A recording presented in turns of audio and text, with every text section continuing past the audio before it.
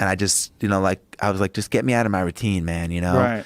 And I want to learn from you and that kind of thing. And my wife asked me how the lunch meeting went, and I told her that, he's come to live with us. She was like, what? So you had I'm like, this lunch meeting with him, and were you going to propose this before the meeting? I went to, what happened was I went to the meeting and with no real agenda other than like, I want to meet this guy, man. It's 2007. I want to meet him. 2008, something around there, was 10 years ago. And I was just so like drawn to him, and I actually went home and then asked him to come, live with me. And he said yes. And then I told my wife after, like, this guy's coming in 2 days. Now, why did he say yes? I mean, isn't he busy? Did you offer him money? Like, how did this? No, he was he was active. He was still in the military at the time. And yeah, I think I don't know exactly what triggered. I remember asking him to come, and I remember him saying to me, if you're crazy enough to ask a guy like me to come live with you, motherfucker, I'm crazy enough to come.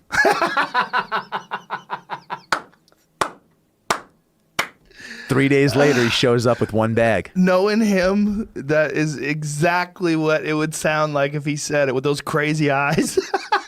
Yeah. Jesus Christ. Sweetie, this is David. Wow. Did you give him an objective? Did you say why you wanted him to come, or what you were trying to get out of it? At that time in my life, I had just left. If I have my timeline right, I think I just left this private jet car company. I had Marquis Jet. I was just starting out in this coconut water business, and I was in a routine. I was in a rut. I was just doing the same stuff, man. I was so comfortable. And I was just like, just come shake it up, man. You can travel with me. I got some meetings coming up. We'll live together. There was no book. There was no anything. Right. The book happened years later. And he said he would do it.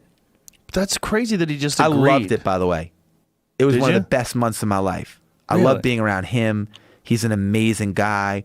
I loved, we were watching games. We were working out. I was going out midnight, 3 a.m. We were running in the blizzards. 3 a.m. One day, he was like, we're going to run 4 miles every 4 hours for 48 hours. Joe, I was like, I got to work. He's like, no, you don't. No, you don't. You can work in 48 hours. Wow. So I would wake up at midnight. We started at midnight. We would run, let's say it took us 40 minutes. And then we would come back and we'd have, 3 hours and 20 minutes of rest. And then at 4 a.m. we'd go again, 4 miles. Boom, boom, boom, boom, boom, 48 hours. Jesus Christ. One time, I have fucking a million stories. I mean, we went in the sauna. And he's like, all right, we're going to stay in the sauna for, and I'm a sauna guy. I thought I was a sauna guy, by the way. I thought I was. And actually, this was the steam. And he's like, we're going to stay in here for 30 minutes, 8 ounces of water. Okay. We jack it up. It's fucking cooking in there. I walk in, I'm like, holy fuck. It's so hot in here. He sits down. He's whistling Dixie. Like sitting in the corner doing his shit. I'm like, 8 minutes in and my water's gone. I've already drank my 8 ounces of water. And about 19 minutes in, I'm like, Goggins, I got to get out.